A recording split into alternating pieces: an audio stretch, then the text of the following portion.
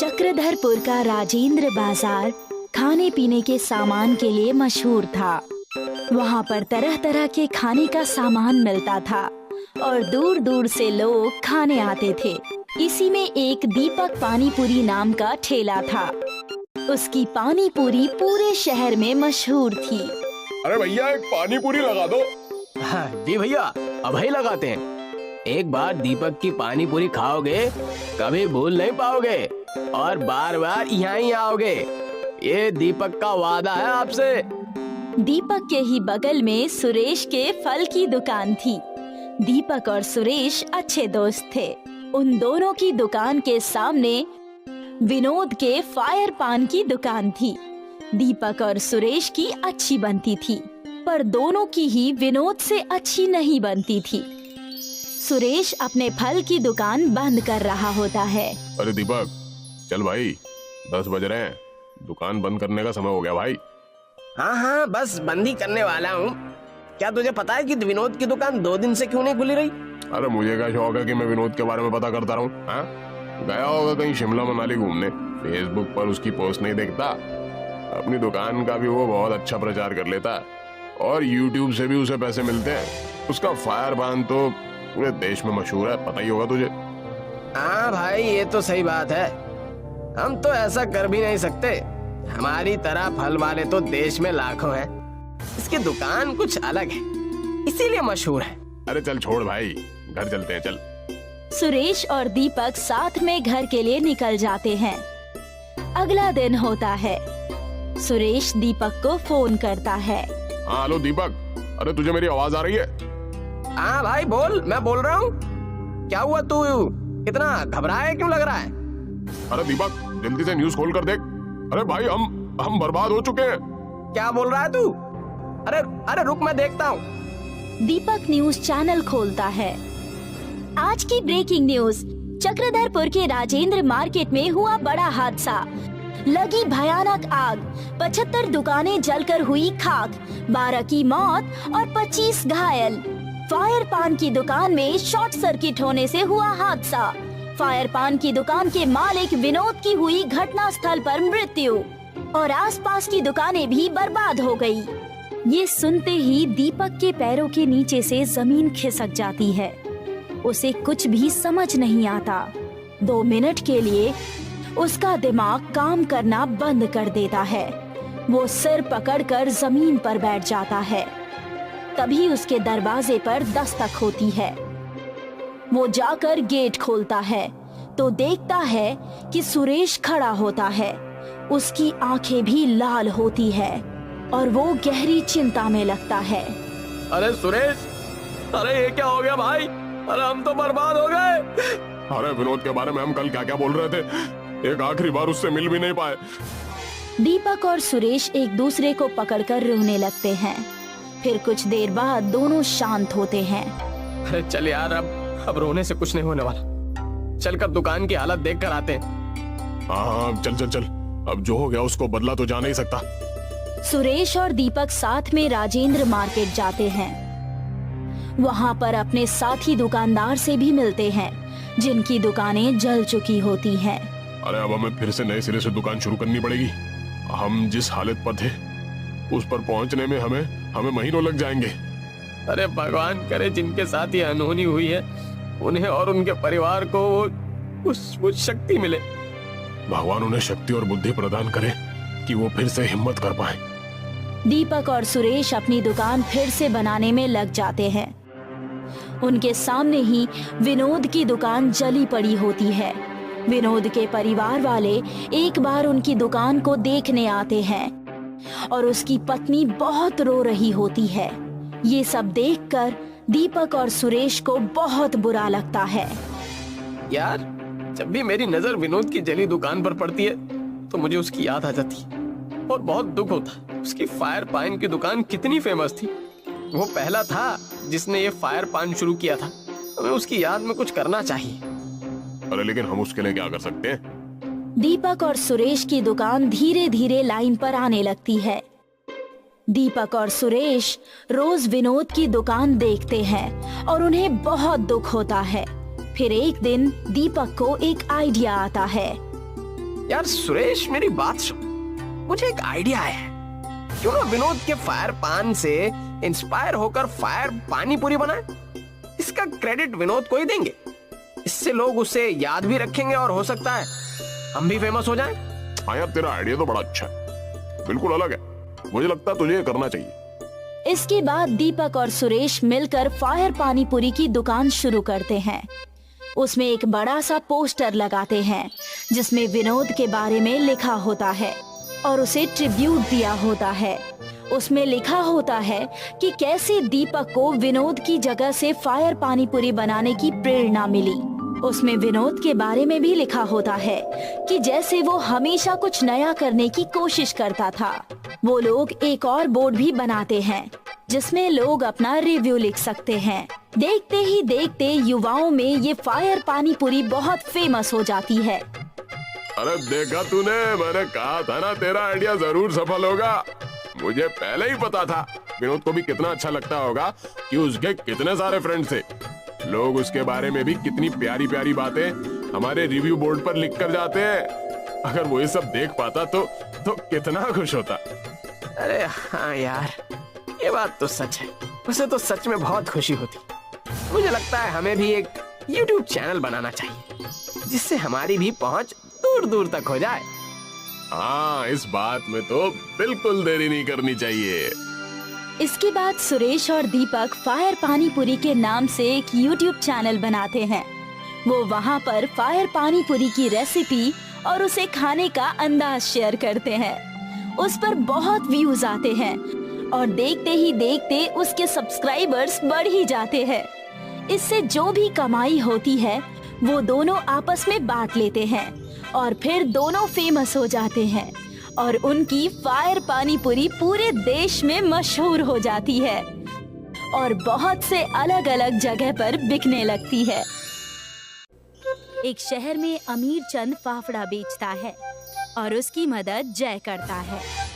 अमीर चंद जय को महीने के अंत में कुछ पैसे दे देता है जिसमें जय का खर्चा चल जाता है। जय के माँ बाप नहीं हैं। एक दिन सुबह जय ने ठेले को साफ किया। कुछ समय में ही वहाँ ग्राहकों की भीड़ लग गई और सभी फाफड़ा खाने लगे। तभी अमीर चंद आया। अरे वाह, तुम बहुत काम के हो। मेरे आने से पहले सारा काम संभाल लेते हो। जिम्मेदारी बड़ी चीज होती है ना। हाँ, और एक बात मैं तुम्हें बताना भूल गया। कौन सी बात? मैं अब ठेले से दुकान खोल रहा हूँ। वाह सेठ जी, ये तो बहुत खुशी की बात है। हाँ, मुझे आज बहुत काम है। तुम फाफड़ा बेचो, मैं शाम को आता हूँ। अमीर चंद चला गया। तभी वहाँ एक लड़का राघव आया। वो फाफड़ा लेना चाहता था लेकिन राघव दूर से फाफड़ा देख रहा था। तभी जय ने उससे पूछा, क्या हुआ राघव, आज फाफड़ा नहीं खाना क्या? मैं फाफड़ा खाने आया था लेकिन अब ध्यान आया है कि मेरे पास पैसे नहीं हैं। तो इसमें सोचना क्या है, मैं अपनी तरफ से पैसे दे दूंगा। धन्यवाद भाई, मैं तुम्हें बाद में पैसे दे दूंगा। राघव फाफड़ा खाकर चला गया। इसी तरह आने वाले कई लोगों को जय फाफड़ा खिलाता था जो अमीर चंद को बिल्कुल पसंद नहीं था। शाम को अमीर चंद वापस आया। आज कितना माल बिक गया? आज थोड़े से फाफड़ा बच गए हैं। कोई नहीं, ये कल काम आ जाएंगे। हाँ लेकिन क्या बोलो? मैं सोच रहा था कि हम कुछ फाफड़ा बाहर सड़क पर बैठे लोगों को दे देते हैं। अरे तुम पागल हो? मैं सिर्फ सोच रहा था कि कुछ लोगों का भला हो जाएगा। मैं कुछ नहीं जानता। और हाँ, अगर तुमने आज के बाद किसी को मुफ्त में फाफड़ा खिलाया तो मैं तुम्हें नौकरी से निकाल दूंगा। लेकिन सेठ जी। अब जाओ, कल सुबह आ जाना। जय चला गया। हर रोज की तरह अगले दिन सुबह फिर जय काम पर आ गया और उसने फाफड़ा बेचना शुरू कर दिया। लेकिन तभी वहाँ एक भिखारी आया। मुझे बहुत भूख लगी है, खाने के लिए कुछ दे दीजिए।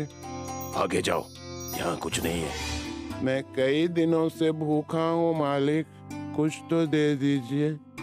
एक बार में बात समझ में नहीं आती क्या? चलो जाओ। सेठ जी, आप इनको मेरी तरफ से फाफड़ा खिला दीजिए। अच्छा ठीक है, तुम इसको फाफड़ा खिलाओ और तुम्हारे बचे हुए पैसे मैं तुम्हें दे रहा हूँ। तुम कल से यहाँ मत आना। अमीर चंद ने जय को नौकरी से निकाल दिया भिखारी ने फाफड़ा खाया और भिखारी ने जय से कहा, तुमने मेरे लिए अपनी नौकरी गंवा दी। तुमने ऐसा क्यों किया? मुझे इस बात का कोई अफसोस नहीं है, क्योंकि आप भूख की वजह से जान गंवा सकते थे, इसलिए मैंने नौकरी गंवाना ज्यादा आसान समझा। तुम अब क्या करोगे? अभी कुछ समझ नहीं आ रहा है। मेरे पास खुद का कोई घर भी नहीं है। मैं भी अब सड़क पर आ गया हूँ, बेघर हो गया हूँ। मेरे पास एक जादुई फायर फाफड़ा मशीन है। आप सुबह सुबह क्यों मजाक कर रहे हैं? मैं सच बोल रहा हूँ। मैं ये जादुई मशीन देने के लिए किसी योग्य इंसान को खोजने निकला था। ठीक है। तुम मुझे यहीं मिलना। मैं जल्दी जादुई फायर मशीन लेकर आऊंगा। भिखारी वहां से चला गया। जय भी इधर से उधर भटक रहा था। अब ठेले पर अमीर चंद को खुद से काम करना पड़ रहा था, इसलिए अमीर चंद भी परेशान हो रहा था। मैं भी गुस्से में कभी कभी ज्यादा बोल देता हूँ। अब अकेले सारा संभालना पड़ रहा है। इतने ग्राहकों को अकेले कैसे संभाल पाऊंगा? मैं व्यर्थ चिंता कर रहा हूँ। जब जय भूखा रहेगा और सोने के लिए उसके पास जगह भी नहीं, तो वो खुद मेरे पास आएगा और माफी मांगेगा। अमीर चंद को जय की मजबूरी याद आई और वो बहुत खुश हुआ। लेकिन जय सड़कों पर अकेले घूमता रहा। धीरे धीरे शाम हो गई। जय को भूख भी लगने लगी। अब भूख भी लग रही है, खाना खा लेता हूँ, लेकिन रात को कहाँ जाऊंगा? भिखारी भी वापस नहीं आया। जय के पास कोई और रास्ता नहीं था। इसी स्थिति में रात हो गई। आज सड़क पर सोना पड़ेगा। इतनी ठंड भी लग रही है, लेकिन अब क्या कर सकता हूँ? तभी जय को ढूंढते हुए भिखारी आया। उसके हाथ में एक मशीन थी। भिखारी को वापस देखकर जय के चेहरे पर एक खुशी आ गई। मैंने तुमको कितना ढूंढा, लेकिन तुम मुझे मिले नहीं। मुझे लगा कि अब तुम नहीं आओगे, इसलिए मैं वहाँ से आ गया। ये जादुई फाफड़ा फायर मशीन है। अब तुम इससे फाफड़ा बना सकते हो। इसका उपयोग कैसे करते हैं? अभी तुम्हारा दोस्त राघव आ रहा है। अच्छा। हाँ, जो सबकी मदद करते हैं, भगवान भी उनकी मदद करते हैं। तब तक राघव भी वहाँ आ गया। राघव एक ठेला और उस पर रखकर कुछ सामान लाया। ये सब क्या लाए हो? तुम बहुत अच्छे फाफड़ा बनाते हो। अब तुम खुद की दुकान खोल सकते हो। क्या सच में? हाँ, और ये मशीन तुम्हारी पूरी सहायता करेगी। भिखारी ने मशीन को चलाकर दिखाया। मशीन में उसने फाफड़ा बनाने का सामान डाला। मशीन से आग आने लगी और तुरंत दूसरी तरफ से फाफड़ा बनकर बाहर निकलने लगे। जय को ये देखकर बहुत हैरानी हुई। ये कैसे हो सकता है? ये जादू है और इसकी फायर से तुम्हें कभी ठंड भी नहीं लगेगी। ये खुद से जितना चाहोगे फाफड़ा बनाकर दे देगी।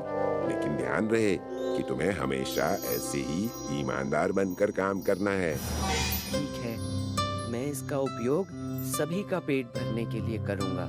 मैं भी तुम्हारे साथ काम करना चाहता हूँ। हाँ, तुम्हारा स्वागत है दोस्त। ठीक है, हम कल से काम शुरू करेंगे। मैं अब जा रहा हूँ। किसी और को भी मेरी मदद की जरूरत हो सकती है। जय और राघव ने भिखारी को धन्यवाद दिया। भिखारी चला गया। अगले दिन से जय और राघव ने फाफड़ा बेचने का काम शुरू कर दिया। शुरू में कोई भी ग्राहक नहीं आ रहे थे। क्या हमारे फाफड़ा बिक जाएंगे? अभी कोई भी हमारे बारे में जानता नहीं है, इसीलिए नहीं आ रहा है। मैं सबको बता कर आता हूँ। राघव ने फाफड़ा का प्रचार किया। सभी गरीब और अमीर लोग जय के ठेले पर आने लगे और उसने एक बड़ी सी दुकान खोल ली। अमीर चंद का ठेला बंद हो गया और वो बहुत गरीब हो गया। एक दिन अमीर चंद भी बहुत भूखा था और उसके पास पैसे नहीं थे। वो जय की दुकान में फाफड़ा खाने आ गया। मेरे पास पैसे नहीं है और मुझे भूख लग रही है। कोई बात नहीं सेठ जी, आप पेट भर कर खाइए। अमीर चंद जय को देखकर हैरान हो गया। हाँ सेठ जी, ये वक्त है और घूम कर आता है। अमीर चंद ने फाफड़ा खाया और अपनी गलती के लिए पछताया। जय और राघव ने अपनी सेवा जारी रखी और धीरे धीरे दोनों बहुत अमीर हो गए। एक गांव में आकाश और विकास नाम के दो दोस्त रहते थे। आकाश गरीब था जबकि विकास अमीर था। कल यार पापा एक साइंस एग्जीबिशन में गए और दूरबीन खरीद लाए। बड़े लोग बड़ी बातें। अगर अच्छे दोस्त ना हो तो अमीरी में भी कोई सुख नहीं है। चल, मैंने कल लस्सी पिलाई थी, आज तू समोसे खिला। चलो बाजार चलते हैं। आकाश और विकास बाजार जाते हैं तो देखते हैं कि दुकान पर बहुत भीड़ लगी हुई है। दोनों दोस्त दुकान के पास जाते हैं। काका, दुकान पर इतनी भीड़ क्यों है? समोसे की नई दुकान खुली है, ऐसे बढ़िया समोसे हैं, एक बार खाओगे तो बार बार मांगोगे। ला पैसे दे, 2 समोसे खरीद लेता हूँ। नहीं, बस तू अपने लिए खरीद, मुझे खट्टी डकारें आ रही हैं। आकाश अपने लिए एक समोसा खरीद रहा होता है, तभी विकास की नजर समोसे बेचने वाले पर पड़ती है। विकास समोसे बेचने वाले को कुछ शक की निगाहों से देखता है। बड़ी मुश्किल से एक समोसा मिला है। वाह, ऐसा समोसा तो मैंने पहले कभी नहीं खाया। तुम भी खा कर देखो, एक बार खाओगे तो बार बार मांगोगे। इस दुकान का नाम देख लेता हूँ, कल फिर यहाँ आऊंगा। आकाश दुकान का नाम देखता है। दुकान का नाम होता है जादुई समोसे। तुमने एक बात नोट की क्या? हर कोई समोसे वाले के समोसे की तारीफ कर रहा है और कह रहा है एक बार खाओगे तो बार बार मांगोगे। मुझे तो जादुई समोसे में कुछ गड़बड़ लग रही है। उस समोसे वाले को देखकर भी मुझे शक हो रहा है। जासूसी नॉवेल पढ़ पढ़कर तुम्हारा दिमाग खराब हो गया है। चलो घर चलते हैं, अंधेरा हो गया है और बारिश भी आने वाली है। आकाश और विकास अपने घर चले जाते हैं। अगले दिन आकाश जब सोकर उठता है तो उठते ही उसे जादुई समोसे वाली दुकान के समोसे खाने का मन करने लगता है। आकाश का चारपाई बुनने का खानदानी काम था। बेटा, रामपाल अपनी खटिया दे गए हैं, सादा बुनाई डालनी है उसमें। जी पिताजी। आकाश खटिया बुनने बैठता है, लेकिन अपने काम में बिल्कुल ध्यान ही नहीं लगा पाता। पिताजी, मैं समोसे खाने जा रहा हूँ, अभी आता हूँ। 2-3 दिन तो आकाश के पिताजी ने आकाश से कुछ नहीं कहा, लेकिन फिर एक दिन आकाश जब सुबह सुबह समोसे खाने जाने लगा तो पिताजी ने उसे टोक दिया। ये रोज रोज क्या समोसे खाता रहता है? पेट खराब कर लिया है तूने समोसे खाकर अपना। पहले तो तूने इतने समोसे कभी नहीं खाए, लेकिन पिछले 2-3 दिनों से तो तूने हद कर रखी है। आज मैं तुझे नहीं जाने दूंगा। लेकिन पिताजी, मैं बिना समोसे खाए नहीं रह पाऊंगा। आकाश के पिताजी ने आकाश का हाथ पकड़ लिया, लेकिन आकाश फिर भी नहीं रुका। गांव वालों, मेरा लड़का पागल हो गया है, जरा इसे रोकने में मेरी मदद करो। आकाश के पिताजी आकाश को पकड़ते हैं। पिताजी को एक आदमी पकड़ता है, उस आदमी को दूसरा आदमी पकड़ता है, दूसरे को तीसरा, तीसरे को चौथा। इस तरह पूरी एक चेन बन जाती है। आकाश अपने पिताजी से हाथ छुड़ा लेता है, पूरी चेन एकदम से गिरती है। आकाश उस दिन भी जाकर समोसे खाता है। अगले दिन आकाश के पिताजी विकास के घर जाते हैं। विकास बेटा, पता नहीं आकाश को क्या हो गया है। बाजार में जादुई समोसे नाम की जो नई दुकान खुली है, बार बार उसी दुकान के समोसे खाने जाता है। आप चिंता ना करें अंकल जी, मैं सब कुछ संभाल लूंगा। उस दिन जब रात को जादुई समोसे की दुकान का मालिक दुकान बंद करके अपने घर की ओर लौट रहा था, तो विकास ने दूरबीन से उसे देखा। विकास दुकान के मालिक का पीछा करता है। बहुत जल्द पूरे गांव को हमारे समोसे की लत लग जाएगी, तब हम बहुत अमीर हो जाएंगे। गांव वाले मूर्ख, जानते ही नहीं कि तुम एक केमिस्ट हो और समोसों में नशीला पदार्थ मिलाते हो, और फिर लोगों को समोसे की लत पड़ जाती है। हल्के बोल, किसी ने सुन लिया तो मारे जाएंगे। विकास सारी बातें सुन लेता है। अगले दिन विकास कुछ गांव वालों के साथ जादुई समोसे वाली दुकान पर पहुंचता है। क्या बात है, तुम लोग यहाँ क्यों आए हो? ये हम तुम्हें बाद में बताएंगे। मुखिया चाचा, पहले तुम समोसे खाओ। मुखिया चाचा समोसे खाते हैं। अब मेरा और समोसे खाने का मन कर रहा है। सच सच बताओ, तुम अपने समोसे में क्या मिलाते हो? आलू और मसालों के अलावा मैं कुछ भी नहीं मिलाता अपने समोसे में।